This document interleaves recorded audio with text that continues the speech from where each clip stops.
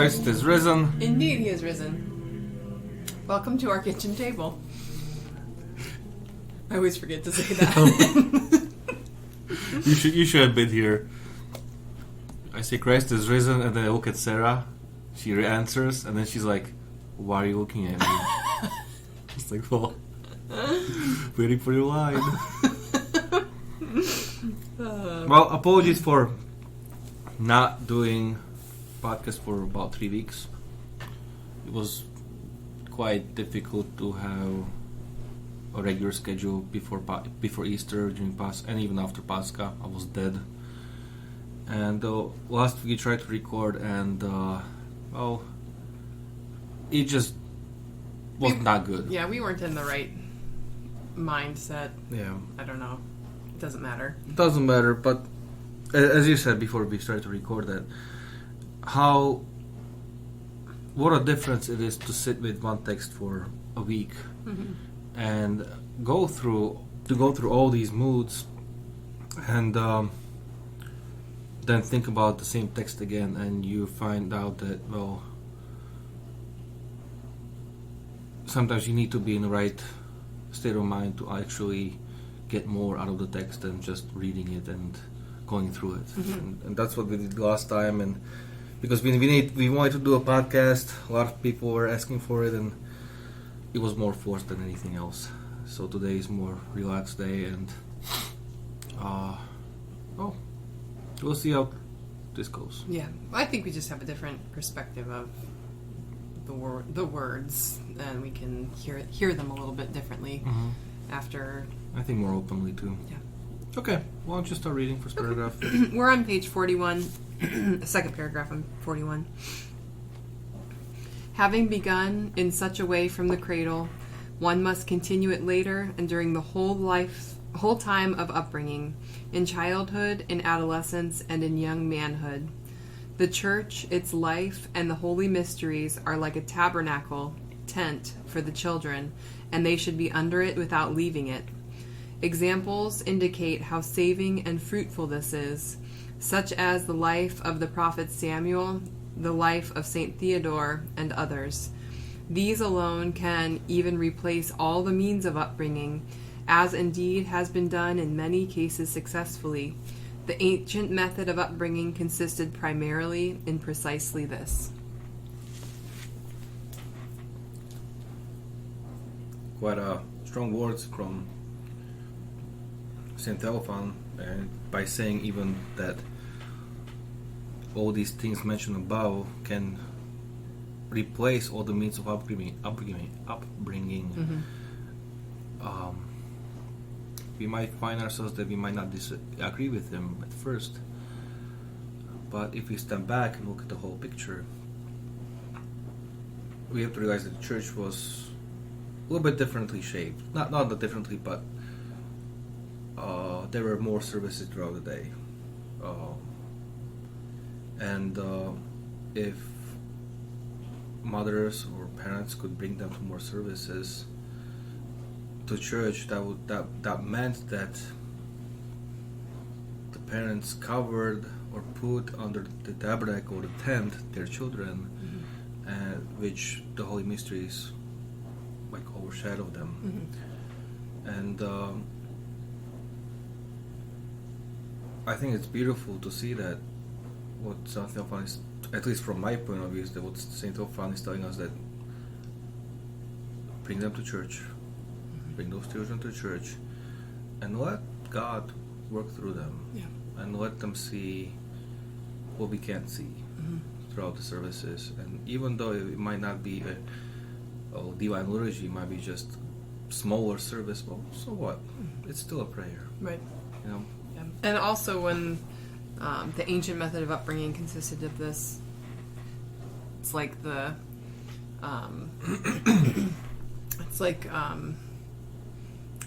lives revolved around the church instead of us fitting church into our lives. Right. You know what I mean? Yeah. So and so that was probably like the focal point of the life of many. Sure. And because of that, that is how they were raised, because that was the center of their life. And I mean, we're really trying to do that and staying away from the world, but bringing like Christ and our faith to the center of our life and making everything else surround that. And that's kind of what it makes me think of when he's saying the tent. It's like you're covered with this grace of the holy mysteries because you're surrounded by it all the time. Yeah. Because that is your main focus and your main reason for being is God. Yeah, exactly. No, I agree. And I partially, like, looking into this craziness, what's going on in the world, you know, I put in my notes, we should shelter children, and us, but mainly shelter children from what's going on. And at first I was like, I'm not going to say this because shelter can trigger a couple people like, well, we don't want a shelter, they need to be strong in the individual, they can fight the world. Well, true, but when they are in still their formative ages, they don't know. And I quite honest with you, even when I was before I came to the United States, even when I was in the United States, this realization that I don't know anything, and I was 14, 15, right? So the upbringing does not stop until adolescence and manhood or womanhood. Sure. And really, we as parents, we need to shelter children. You know, I'm not pushing any agenda. I'm just saying that, like, protect from the world. Protect until they are raised in a way that church becomes first. Their faith is firm enough that it won't be swayed by the world. Exactly. And I have an arrow from shelter to parents natural, meaning it has to be, parents have to break their habits. If parents want to have their children to have a somewhat of a holy life, parents have to start changing themselves and creating this atmosphere where they bring the children to church under this tent or tabernacle of the holy mysteries, and let the children see that for their parents, this is the number one thing. That does nothing else matters more in the world than God. And not necessarily to church every time, but home prayer life even, because the church, its life in the holy mysteries is what he's saying. And like, we are the church. Our homes are our own home church. And our life in our home church is the life of the church. And so I think that it's in, like, yes, divine liturgy and all of the hours and services that we could possibly attend, it would be great. But like, we as parents need to, it's like death to self, death to our own will, wanting to deepen our relationship with God so we can give our children that experience and example of how to live that holy life. And through that, we are helping to shelter them from all of the horrible ugliness of the world. You know? And I'm not, like, I'm agreeing with you. I don't think that we should shelter them from everything in the world, but all things in the world that are happening right now make me confused. I have no idea what's going on out there sometimes. Do you know what I mean? Like, how could some kid know what's happening? Exactly. And how could we expect them to understand it? We should not. Anyhow. But you hit the right point there too, that, and I like to say it to in my parishes sometimes, that to some parents is, and not just parents, that what we make home and bring it to church will be multiplied 100-fold. So if we do nothing at home, nothing will be multiplied. If we do struggle, take the cross of prayer, fasting, even prayer together with children, even if it's just before their beds, crib, that just give the Sunday divine liturgy multiplies it. And if you have liturgy more often, then what a blessing. You know, so really it is up to us as parents to step up a little bit and Create that tent. create a tent. Yeah. Or Well- extend the tent from church to our homes. Yeah, absolutely. Well, in these two examples that he gave, Yeah. the one that I kind of looked up was Saint Theodore, whose feast day was celebrated a couple of weeks ago, and his example, the example why he was somebody that was given as an example here is, I'm not going to go into an elaborate life story or something, but he was a young boy. His mother converted their house into like a brothel, and was a prostitute, and she ended up hiring a cook, and this cook brought in so much wonderful business through the cooking and through the food that the mother had to, decided to stop her prostitution. But this cook was a very holy person, and Saint Theodore adopted and was under kind of like the reign of this guy. The tent. Yeah, I mean, yeah, really, and was fasting, was eating like morsels of bread during the fast, and so this cook took him to services and taught him how to fast and taught him how to pray, and so it was, even though it wasn't his mother, but it was some kind of guardian who was watching over him, sheltered him in the mysteries of the church and in like the life of the church, and that's what ultimately probably saved him from a really hard and horrible life. Sure, yeah. So and well, the Cliff second, Notes version. Sure. And the second example is that they give us Prophet Samuel, and well, beautiful life. I would not do justice to do even Cliff Notes from his life, but one thing that I think summarizes his whole life and is that he before his birth, his mother dedicated him to God, and it's beautiful because, well, what are we human beings comparing to angels and God, and to really take that will away from her, from the mother, and just to say, God, He's yours. Do what is your will for him. Yeah. It's difficult, you won't think he'll make it, but it's beautiful because, well, yeah, that's how we should be, and we can see it even these contemporary elders, Elder Kuopa, I think Elder Paisi, they came from very pious families, and other saints that they literally were either sheltered by the examples of their parents who brought the mysteries to their house, Sure. or they were just pious people. I remember Elder Kuopa, he in his book from his life, he says that every night, in the middle of the night, they would wake up, parents would wake up their children to pray the midnight office, but they would enter into their special room, which was filled with icons. And how amazing it is to wake up in the morning at the candlelight and just enter the room, and you are standing between, I don't know, hundreds of saints, and they are waiting for you to pray. Yeah. Join them in prayer to God. So it says what? Yeah. I mean, Many blessings.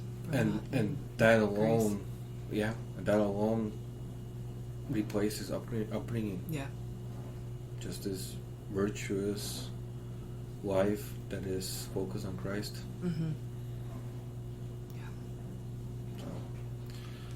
All right. Next. Okay. When a child's powers begin to awaken, one after another, parents and those who are raising children should double their attention. For when, under the influence of the means which have been indicated, the longing for God will grow and increase in them and draw the powers of the child after it. At the same time, the sin which dwells in them also does not sleep, but strives to take possession of these same powers. The inevitable consequence of this is inward warfare. Since children are incapable of conducting it themselves, their place is understandably taken by the parents. But since this warfare must be conducted through the powers of the children, the parents must strictly watch over the first beginnings of their awakening, so that from the first minute they may give these powers a direction in harmony with the chief aim towards which they must be directed.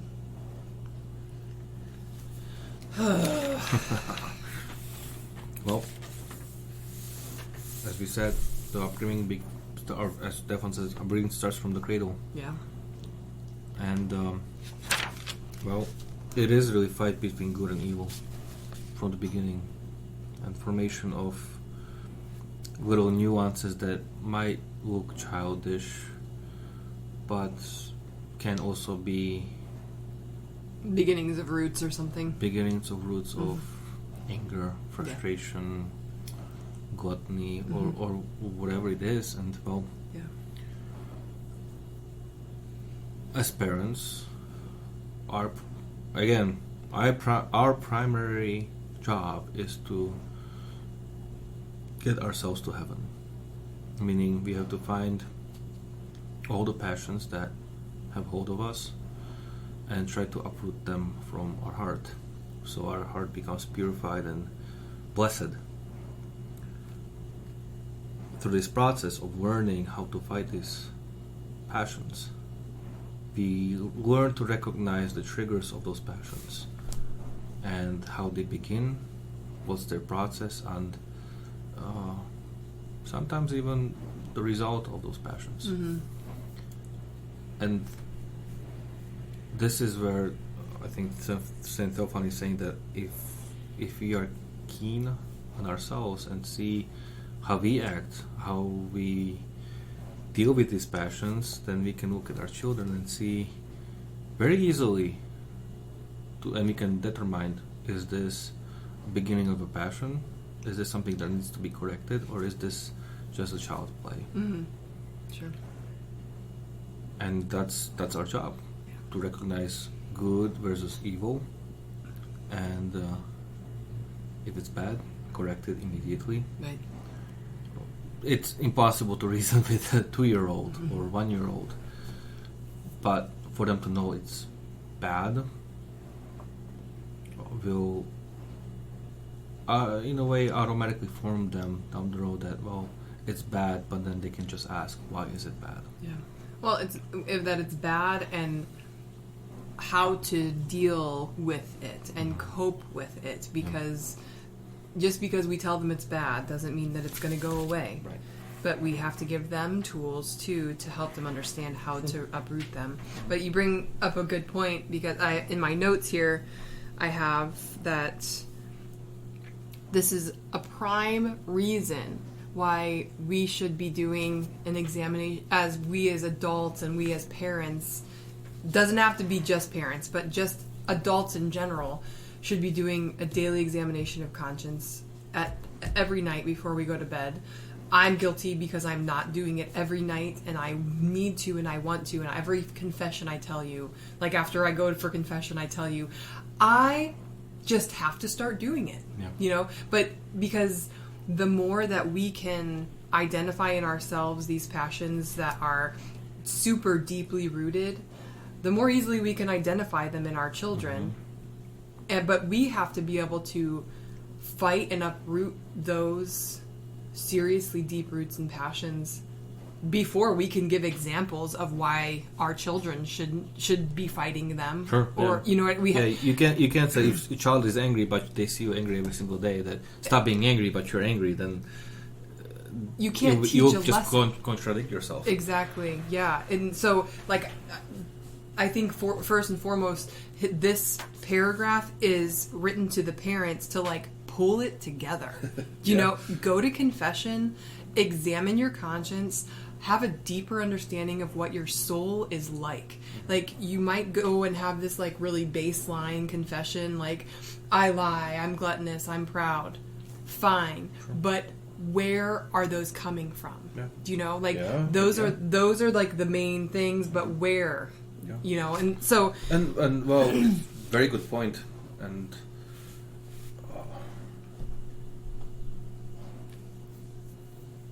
it's sometimes, well, frustrating as with myself or as being a priest that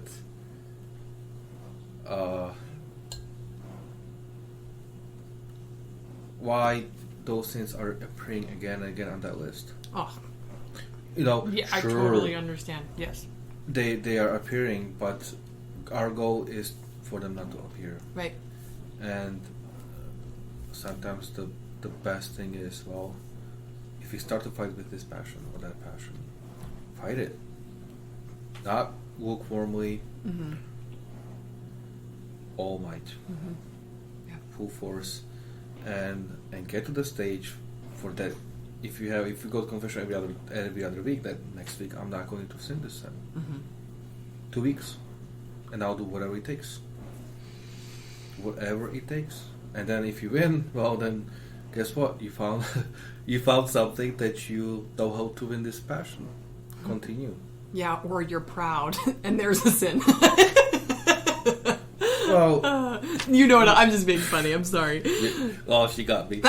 no, but I was thinking more in a more humble way. I understand. Yeah, I understand. Sorry. I mean, look, but this happens too. It does. Doesn't it happened to me, and I'm not to divulge Father, anything. I have not sinned this sin, but I'm proud. Dang it! This is another sin. Or I have not done this, or I have done better in this, and then the next day it's like boom, boom, boom, boom, boom, boom, attacking you from all directions, and you're like, geez, I shouldn't have even said it out loud because I'm just a proud jerk, and now I'm getting it 10 times worse. Yep. Oh, it's horrible. We're off track. Let's stop. Okay. Father, I've seen this, but I'm also proud right now. Covering all bases. Well, it's not funny, but I think I hope that our listeners get the point. Well, you can. I'm sure everybody can relate. Yeah. Well, Maybe. if not, anyhow, whatever. Maybe. Well, I have a couple of notes. Go if ahead. you have. Go ahead. Okay. So the last sentence. The parents must strictly watch over the first beginnings of their awakening, so that from the first minute they may give these powers a direction in harmony with the chief aim towards which they must be directed. And like, we can correct them, we can correct our children, or help them root out any passions that we want. But if it's not in direction, in like a godly, holy direction, then we are doing it in vain. Yeah. Do you know what I mean? Yeah. Like, I have here Godward decision making and thinking. Like that, and yeah, how do we do that with a 2-year-old? You know, but we do it as much as we can, and we're going to start. I think that this is what he means when he says when the powers begin to awaken. We're starting to see it a little bit, but I don't think that we're even close to being fully there. No. You know what I mean? And I'm sure that in 5 years we will return to this point somehow, and we'll be like, well, yeah. Listen. Just kind of like when we started this podcast before we had babies, and if you go back and listen to the first couple, I think I want to crack up every time because I'm like, we had no idea what was happening. And when we listen, if we come back and listen to this episode in 5 years, we're going to be like, we had no idea what was going on. We're clueless people, and for sure that's how it's going to be. Sure, but at this point of our life, this is how we see it, and it would be quite beautiful to have an older couple here, not old. Older couple, a couple of older children. Yeah. That we could like compare notes and like have a good discussion. That how do you see this text? I would totally love that. That would be so awesome. That'll be great, wouldn't it be? We should like revisit these 2 paragraphs in that. Yeah. That would be okay. Yeah, let's do that. Yeah, Sounds but who's cool. gonna do it? Any takers? All right. Well, I overtook. Do you want to say anything else? no. To be quite honest with you, this was much more beautiful and informing podcast than last week's. Yeah. I'm very happy with this. Me too. I'm thankful that we can pull it together. Sometimes. All right. Christ is risen. Indeed, he is risen. God bless you, and if everything goes well, you'll hear us next Sunday or Monday.